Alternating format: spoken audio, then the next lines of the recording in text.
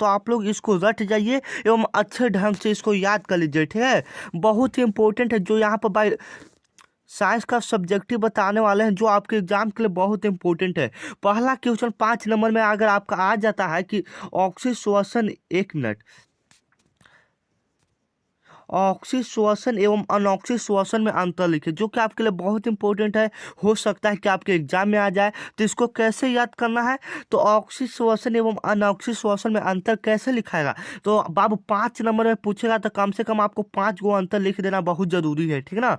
तो ऑक्सीश्वसन एक साइड लिख देंगे, एक साइड अनऑक्सीश्वसन। ऐसे अंतर लिखने से, ऐसे अंतर लिखने से, दोनों साइड करके अंतर लिखने से ज़्यादा अच्छा लगता है एवं ज़्यादा नंबर मिलता है, मतलब 5 में 5 नंबर मिलता है, ठीक है। तो आप लिख देंगे कि ऑक्सीश्वसन ऑक्सीजन की उपस्थिति में होता है, अनऑक्सीश्वसन ऑक्सीजन की अनुपस्थिति में होता है। मतलब जो ऑक्सीश्वसन होता है वह ऑक्सीजन की उपस्थिति में होता है या ऑक्सीजन की अनुपस्थिति में होता है, मतलब ऑक्सीजन नहीं रहेगा तब होगा। इसमें अधिक ऊर्जा मुक्त होती है, इसमें अधिक ऊर्जा मुक्त, कम ऊर्जा मुक्त होती है। इसके टूटने से, इसमें ऑक्सीजन में एटीपी के टूटने से 38 अणु बनते हैं, इसके टूटने से 2 अणु बनते हैं। ऑक्सीजन श्वसन का अंतिम उत्पाद कार्बन डाइऑक्साइड जल तथा ऊर्जा देता है। यह इथाइल अल्कोहल एवं कार्बन डाइऑक्साइड देता है। यह क्रिया माइटोकॉन्ड्रिया और कोशिका द्रव दोनों में होता है। यह क्रिया केवल कोशिका द्रव में होता है। अगर आप ऐसे लिख देते हैं तो आपको बाबू सही मार कर 5 नंबर आसानी से मिल जाएगा, ठीक ना। तो आपको अच्छे से याद कर लेना, यह संभावित है बाबू। इसको क्या बोलते हैं, एकदम वायरल प्रश्न पेपर है, ठीक ना। आप इसको रट जाइए, चाहे जैसे भी हो इसको याद कर लीजिए कि ऑक्सीश्वसन एवं अनऑक्सीश्वसन में अंतर लिखिए। देखिए हम यहाँ पर 10 क्वेश्चन बताएंगे, 10 में से संभावित है कि बाबू 5 हमारा पढ़ाया हुआ 5 तो लगभग यहाँ से आ जाएगा, ठीक ना। तो जो प्रश्न को हम बोल देंगे कि इसको आप लोग याद कर लीजिए, तो उस पर उसको क्या बोलते हैं, थोड़ा ज्यादा उस पर बल दीजिएगा और याद कर लीजिएगा, ठीक ना। तो बहुत ही वायरल पेपर बताने वाले हैं, और अभी तक नए हैं तो बाबू चैनल को प्लीज सब्सक्राइब कर लेंगे और लाइक कर लेंगे, और प्यारा सा कमेंट करना नहीं भूलेंगे, ठीक ना। आप लाइक करेंगे, सब्सक्राइब करेंगे, तभी हमारा हौसला बढ़ेगा। आप लोग लाइक सब्सक्राइब करते रहिए, ठीक ना। तो चलिए अगला करते हैं कि वन संरक्षण हेतु क्या 1 मिनट, वन संरक्षण हेतु क्या कदम आवश्यक है, वन संरक्षण हेतु क्या कदम आवश्यक है, जो कि आपके क्वेश्चन के लिए, जो आपके बिहार बोर्ड के एग्जाम के लिए बहुत इंपॉर्टेंट है, ठीक ना। इसको थोड़ा इस कलर में कर लेते हैं, आप लोग थोड़ा देख लेंगे, यहाँ पर चलेंगे, इसको ब्लैक में कर लिया। चलिए, तो वन संरक्षण है तो क्या कदम आवश्यक, आप लोग फटाफट बताएंगे। तो देखिए वन संरक्षण है तो आपको मन से लिख देना है और आपको सही मार्कर नंबर मिल जाएगा। तो वन संरक्षण है तो निम्नलिखित कदम, ये नहीं कि लिख देना कि वन संरक्षण है तो 5 आवश्यक है, 4 आवश्यक है, ऐसे नहीं, निम्नलिखित कदम आवश्यक है। जैसे मैं वनों की कटाई पर रोक लगाकर, अधिक से अधिक पेड़ लगाकर, ईंधन के लिए लकड़ियों की कटाई पर रोक, जनसंख्या नियंत्रण। सबसे पहले आपको लिखना है जनसंख्या नियंत्रण करके, उसके बाद अंधाधुंध पेड़ की कटाई से रोककर नया नया वृक्ष लगाना है, ऐसे वैसे लिख देंगे, बस आपको 2 नंबर मिल जाएगा। या 2 नंबरिया में आता है, 5 नंबरिया में यह नहीं आता है। हो सकता है 5 नंबर में भी आ जाए तो वो अलग बात है, अगर 2 नंबर में ज्यादातर यह क्वेश्चन पूछा गया है, ठीक है। तो आप इसको रट जाइएगा। देखिए ऑब्जेक्टिव था, ऑब्जेक्टिव तो बाबू खाली याद करना, उसका कोई क्लियर नहीं है, वो तो आप 4 ऑप्शन है, एक मार दिए तो सही लगभग हो जाएगा। और यह है कि लिखना पड़ेगा, इसलिए इसको हम बता रहे हैं, ठीक ना। तो आप इसको रट जाइए, चाहे जैसे भी उसको याद कर लीजिए, ठीक ना। तो यहाँ पर 2 प्रश्न हम बता दिए हैं, जो ये तो उतना MVVI नहीं है। चलिए यह है बाबू 5 नंबर यह वाला क्वेश्चन MVVI है, इसको आप लोग रट जाना है, ठीक है। तो यह क्वेश्चन कह रहा है बाबू, ध्यान से देखिएगा आप लोग, 1 मिनट।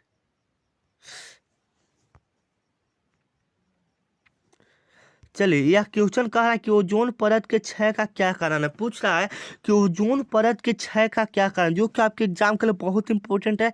यह 2013 एवं 2019 एवं 2023 में पूछा गया था। ये संभावित है कि बाबू 2024 में यह इस बार भी पूछ दे, इस बार भी यह पूछ दे, तो इसको रट जाना है, ठीक है बाबू। तो कुछ वैसे पदार्थ जैसे झगदार, शेविंग क्रीम, रेफ्रिजरेटर एक से क्लोरोफ्लोरोकार्बन जैसे गैस निकलती है। मतलब कह रहा है कि कुछ ऐसे पदार्थ जैसे झगदार, शेविंग क्रीम, रेफ्रिजरेटर एक से क्लोरोफ्लोरोकार्बन निकलता है। 1 मिनट आप लोग रुक जाएंगे थोड़ा सा। चलिए क्लोरोफ्लोरोकार्बन निकलता है, मतलब CFC निकलता है, ठीक है।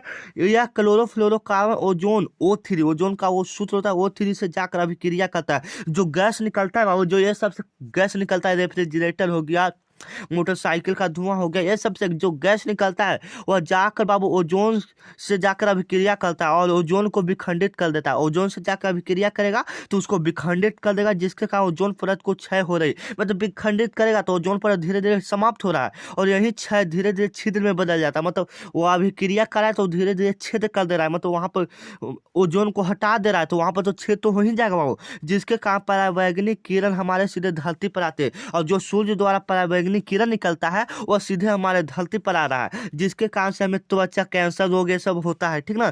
त्वचा रोग, कैंसर रोग ये सब होते रहता है, ठीक ना। तो यही बाबू जो धुआं निकलता है, जो हम गैस निकलता है, जैसे मोटरसाइकिल का गैस हो गया, रेफ्रिजरेटर हो गया, शेविंग क्रीम, जैसे आपको चमक, उसको क्या बोलते हैं, चमकील उसको बोलते हैं ना, उसको जलाते हैं तो उससे जो धुआं निकलता है वो सीधे जाकर ओजोन से मिलता है और ओजोन को विखंडित कर देता है, जिसके कारण वहां पर छिद्र हो रहा है, जिसके कारण से परावैंगनिकरण धरती पर आ रहा है, ठीक ना। तो यही सब ओजोन परत का क्षय है, आपको याद कर लेना है और इसको ऐसे याद कर लेते हैं तो आपको सही मार्क करवाओ 5 नंबर मिल जाएगा, ठीक ना। तो आप ऐसे ये सबको स्क्रीनशॉट ले लेंगे, हम यहाँ पर साफ कर देते हैं, ठीक ना। आप लोग इसका स्क्रीनशॉट ले लेंगे, चलिए स्क्रीनशॉट आप लोग फटाफट इसका ले लेंगे। चलिए अगला क्वेश्चन बाबू, इसको भी थोड़ा जूम कर लेते हैं, जो कि आपके एग्जाम के लिए बहुत इंपॉर्टेंट है, ठीक ना। चलिए बताएंगे आप लोग कि परिनालिका का स्वच्छ नामांकित चित्र बनाएं। तो देखिए बाबू, परिनालिका वाला जो है बाबू, यह भी कभी कभी पूछ देता है, यह भी 5 नंबर में पूछ देता है, कहता है कि परिनालिका का चित्र बना दो। लो तो परिनालिका को आपको तो चित्र बनाना पड़ेगा बाबू, आप लोग एक बार ध्यान से देख लेंगे परिनालिका को, ठीक ना। आप लोग एक बार ठीक से ध्यान से परिनालिका को देख लेंगे। यह बाबू आपका परिनालिका है, क्या है, यह आपका परिनालिका है। देखिए परिनालिका कैसे बनता है, इसमें ज्यादा कोई, ये जो ये वाला भाग रहता है, जो ये वाला भाग रहता है, इसको चुंबकीय क्षेत्र रेखाएं बोलते हैं, ठीक ना। और परिनालिका किसको बोलते हैं, जो ऐसे ऐसे ऐसे ऐसे ऐसे घूरल रहता है उसको हम लोग बाबू परिनालिका बोलते हैं। तो ज्यादा तो इसमें करना नहीं, आप लोग एक बार सीख जाएंगे परिनालिका का चित्र बनाना और 5 नंबर बाबू ले लेंगे बिहार बोर्ड के एग्जाम में। तो इसमें तो कुछ बताना नहीं, ये तो आपके ऊपर निर्भर करता है। अगर आप परिनालिका का चित्र बनाना सीखते हैं, अगर आ गया क्वेश्चन एग्जाम है तो 5 नंबर आपको आसानी से मिल जाएगा, क्या। तो इसमें तो कोई प्रॉब्लम आपको नहीं होना चाहिए। चलिए अगला क्वेश्चन बहुत ही वायरल है बाबू, इसको आप लोग दिमाग में बैठा लेंगे। हम कुछ कहते हैं कि जो वायरल रहेगा वो हम आपको बताएंगे कि यह क्वेश्चन आप लोग दिमाग में बैठा लेंगे, ठीक ना। चलिए यह क्वेश्चन कह रहा है बाबू कि उत्तल दर्पण और अवतल दर्पण के 3 उपयोग लिखे। यह बहुत ही बाबू, यह 5 नंबरिया में पूछता है, यह 5 नंबरिया में पूछता है। इसको रट जाना है कि उत्तल दर्पण एवं अवतल दर्पण के 3 उपयोगी क्या है। तो 3 उपयोग क्या है बाबू, तो उत्तल दर्पण का उपयोग बाबू मोटर गाड़ी के साइड मिरर के रूप में किया जाता है। जो उत्तल दर्पण होता है उसका उपयोग हम लोग बाबू मोटर गाड़ी, जो गाड़ी होता है उसको हम साइड मिरर के रूप में करते हैं। पहला तो ये उपयोग हो गया। उपयोग लिखना है, किसी भी वस्तु का छोटा और सीधा प्रतिबिंब बनाने में किया जाता है। ये तो अपने आप लिख देंगे, ये तो बच्चा बच्चा जानता है, ये तो आप लोग ऐसे ही उपयोग को तो आप लोग आसानी से लिख देंगे। सड़क, गली, चौराहे पर लगाने वाले स्ट्रीट लाइट के प्रकाश को फैलाने के लिए जो सड़क पर ऐसे बल्ब जलते रहता है, उसमें किसका प्रयोग किया जाता है, उत्तल दर्पण का ही प्रयोग किया जाता है। तो 3 उपयोग हम उत्तल दर्पण का लिख दिए और यहाँ पर अवतल दर्पण का 3 उपयोग पूछ रहा है। तो अवतल दर्पण का 3 उपयोग देखिए, अवतल दर्पण का 3 उपयोग हजामत बनाने में किया जाता है, नाक कान आंख देखने में किया जाता है, मोटर गाड़ी के आगे वाला शीशा जो रहता है बाबू उसमें अवतल दर्पण का प्रयोग किया जाता है। ये उसका उपयोग लिखना था, उत्तल दर्पण एवं अवतल दर्पण का प्रयोग लिखना था, जो कि आपके एग्जाम के लिए ये सब बहुत इंपॉर्टेंट है। ये 5 नंबरिया है, जो कि उसको क्या बोलते हैं, दीर्घ उत्तरीय प्रश्न में पूछेगा तो आप इसको याद कर लेंगे, बहुत इंपॉर्टेंट है। और ये 2 से 3 बार से नहीं पूछा गया तो लगता है कि ये इस बार पूछ दिया जाएगा, तो ठीक है, संभावित है बाबू, तो आप लोग याद कर लेंगे, ठीक ना। चलेंगे चलिए ये भी बहुत ही वायरल क्वेश्चन है बाबू, जो कि आपके एग्जाम के लिए संभावित है कि आ जाएगा, ठीक ना। तो आप लोग इसको रट जाइए, इसको याद कर लीजिए। चलिए तो पूछा कि मेंडलीव के आवर्त सारणी के विसंगतियों का उल्लेख कर, मतलब विसंगति मतलब उसकी क्या कमी थी, मेंडलीव के आवर्त सारणी में क्या कमी थी। तो मेंडलीव के आवर्त सारणी में विसंगतियां निम्नलिखित है, ठीक है, मतलब निम्नलिखित का कमी है, ठीक ना। तो पहला मेंडलीव के आवर्त सारणी, 1 मिनट, मेंडलीव के आवर्त सारणी में हाइड्रोजन का सही स्थान नहीं दिया गया था। जो मेंडलीव का आवर्त सारणी था उसमें हाइड्रोजन का सही स्थान नहीं दिया गया था, ये पहला कमी हो गया। दूसरा कमी हो गया कि मेंडलीव का आवर्त सारणी परमाणु द्रव्यमान पर आधारित था, इससे समस्थानिकों के लिए आवर्त सारणी में अलग कोई भी स्थान नहीं दिया गया था। मतलब कह रहा है कि जो मेंडलीव का आवर्त सारणी था वह परमाणु द्रव्यमान पर था। अगर अभी का जो आवर्त सारणी है वह परमाणु संख्या पर आधारित है, ठीक ना। और जो मेंडलीव बनाए थे उन पर परमाणु द्रव्यमान पर आधारित था और इसमें समस्थानिक जो था उसके लिए कोई स्थान नहीं छोड़ा गया था। तो वो सब कहाँ रहता है, जैसे में गैलियम ये सब हो गया, ठीक ना। तो यही 2-3 कमी आपको लिख देना था, 2 नंबर मिल जाएगा, 2 नंबरिया वाला है, ठीक ना। चलिए, बहुत ही ये भी वायरल क्वेश्चन है बाबू, जो कि आपके एग्जाम में पूछ सकता है, संभावित है, ठीक ना। चलिए तो बता देते हैं कि प्राक्कण किसे कहते हैं, जो कि आपके एग्जाम के लिए बहुत इंपॉर्टेंट है कि प्राक्कण किसे कहते हैं, वर्षा होने पर प्राक्कण पर क्या प्रभाव पड़ेगा। तो ये बहुत इंपॉर्टेंट है कि प्राक्कण किसे कहते हैं एवं वर्षा होने पर प्राक्कण पर क्या प्रभाव पड़ेगा। तो देखिए, जो प्राक्कण होता है बाबू वह फूलों में, सबसे पहले फूलों में पाया जाता है, नहीं तो आप लोग ऐसे नहीं समझ पाएंगे कि प्राक्कण क्या होता है। तो प्राक्कण बाबू फूलों में पाया जाता है। तो प्राक्कणों के प्राक कोश से निकलकर इसी पुष्प से उसी जाति दूसरे के वती वती कारक तक पहुंचने की क्रिया को प्राक्कण कहते हैं। ज्यादा ये भारी नहीं है। प्राक्कण प्राक्कण प्राकोश से निकलकर, प्राक्कण प्राकोश से निकलकर इसी पुष्प या उसी जाति के दूसरे पुष्प में वती कार्ग तक पहुंचाने की क्रिया को प्राक्कण बोलते हैं। जैसे मान लीजिए कि ये फूल है, ऐसे बीच में एक रहता है ना, ऐसे निकला, तो यही बाबू वती कार्ग होता है, यहीं तक पहुंचाएगा, इसी क्रिया को हम लोग बाबू प्राक्कण बोलते हैं। प्राक्कण 2 प्रकार के होते हैं, स्वपरागण होता है, परपरागण होता है। और वर्षा होने पर इसका क्या प्रभाव पड़ता है, तो वर्षा होने पर प्राक्कण भीग जाएंगे, जिससे यह एक स्थान से दूसरे स्थान पर नहीं पहुंच पाएंगे। मतलब यह उसको क्या बोलते हैं, वो एक भाग से दूसरे भाग तक नहीं पहुंच पाएंगे या भीग जाएगा, तो ठीक ना। ये पूछेगा नहीं, तो इसको याद मत कीजिएगा, ठीक ना। चलिए अगला क्वेश्चन, ये बाबू ये तो आप लोग याद करना बहुत जरूरी है, इसका कोई गारंटी नहीं है कब पूछ देगा, कौन सा सेटिंग में पूछ देगा, ये तो हम भी नहीं बता सकते हैं, ठीक ना। तो चलिए इसको फटाफट कर लेते हैं एवं फटाफट बताएंगे आप लोग कि निकट दृष्टि दोष किसे कहते हैं, इसके दोष और निवारण को लिखिए। बहुत ही वायरल क्वेश्चन है। जो बच्चे अभी लाइव में जुड़े हैं, क्लास को लाइक कर देंगे और लाइक को दबाना मत भूलिएगा, लाइक कर देंगे और दोस्तों में शेयर कर देंगे एक बार जरूर क्लास को, ठीक ना। तो निकट दृष्टि दोष किसे कहते हैं, इसके दोष और निवारण के बारे में लिखे। तो देखिए, जो निकट दृष्टि दोष होता है वो जिसमें देखिए ना, यहाँ पर हम आपको आसानी से बताएंगे, ऐसा बताएंगे ना कि जिस मतलब उसको हम आपको समझ में आ जाएगा पूरा 100 में 100।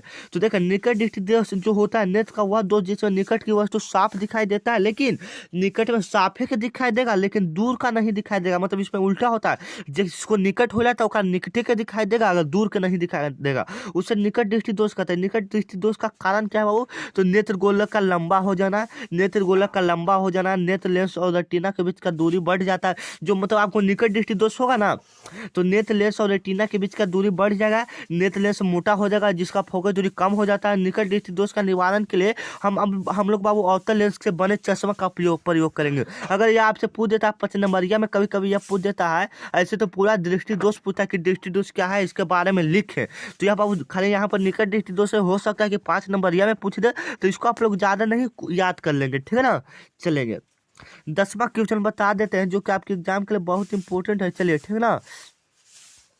चलिए, और जो बच्चे अभी तक व्हाट्सएप ग्रुप में नहीं जुड़े हैं, जुड़ जाएंगे। डिस्क्रिप्शन में हमारा नंबर या लिंक दिया होगा, वहां पर आप लोग मैसेज करके जुड़ सकते हैं, ठीक है ना। तो चलिए, मैक्सवेल के दक्षिण हस्त का नियम क्या है, तो मैक्सवेल का दक्षिण हस्त का नियम क्या है बाबू, यह भी बहुत इंपॉर्टेंट है कि मैक्सवेल के दक्षिण हस्त का नियम क्या है। यदि किसी धारावाही चालक तार को अपने दाएं हाथ की मुट्ठी से इस प्रकार पकड़ा जाए कि, देखिए ज्यादा यहाँ तक अपने मन से लिखना है, यदि किसी धारावाही चालक को अपने दाएं हाथ की मुट्ठी से इस प्रकार पकड़ा जाए कि अंगूठा धारा की दिशा की ओर संकेत करता हो तथा हाथ की अंगुलियां आंत चुंबकीय क्षेत्र की दिशा की ओर व्यक्त करता हो। ज्यादा कुछ नहीं है, मतलब आपको लिख देना है कि मैक्सवेल का दक्षिण पूछा है, तो यहाँ पर दाएं हाथ की मुट्ठी का इस प्रकार पकड़ा जाए कि अंगूठा धारा की दिशा की ओर एवं तथा आन अंगुलियां चुंबकीय क्षेत्र की ओर व्यक्त करे। बहुत ही इंपॉर्टेंट क्वेश्चन। चलिए उसको याद कर लेंगे, उसको क्या बोलते हैं ये वाला, एक मिनट, इसको आप लोग मैक्सवेल वाला याद कर लेंगे। मैक्स वाला बहुत ही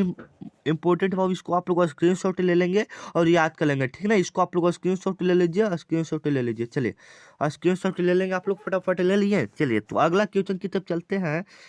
चलिए अगला क्वेश्चन है जो कि आपके एग्जाम के लिए बहुत ही वायरल बाबू, हो सकता है कि आप पूछ दे, तो आप लोग इसको याद कर लेंगे, ठीक है ना। कोई संभावित नहीं है, पूछ भी सकता है, ठीक है। चलिए, कह रहा है कि चुंबकीय क्षेत्र रेखाओं के गुण को लिखे। चुंबकीय क्षेत्र के रेखाओं को गुण को लिखे। तो चुंबकीय क्षेत्र रेखाओं का गुण निम्नलिखित है। पहला, चुंबकीय क्षेत्र रेखाएं एक बंद वक्र होती है। चुंबकीय क्षेत्र चुंबकीय क्षेत्र रेखाएं एक बंद वक्र होते हैं, ठीक है ना। इसका गुण लिखना है चुंबकीय क्षेत्र का। ये भी 5 नंबर में 2 बार अभी पूछा है, तो हो सकता है कि संभावित तो नहीं है। अगर आपको याद करने में क्या प्रॉब्लम है, याद कर लीजिए क्या अगर आ गया तो ठीक है, नहीं आया तो कोई बात नहीं, आपको याद रहेगा, ठीक है ना। तो चुंबकीय क्षेत्र रेखाएं एक दूसरे को कभी भी प्रतिच्छेदित नहीं करता। जो चुंबकीय क्षेत्र रेखाएं होते हैं वह कभी भी एक दूसरे को प्रतिच्छेद नहीं करता है, ठीक है ना। बहुत इंपॉर्टेंट है ये सब, आप लोग याद कर लेंगे, ठीक है ना। चलेंगे एक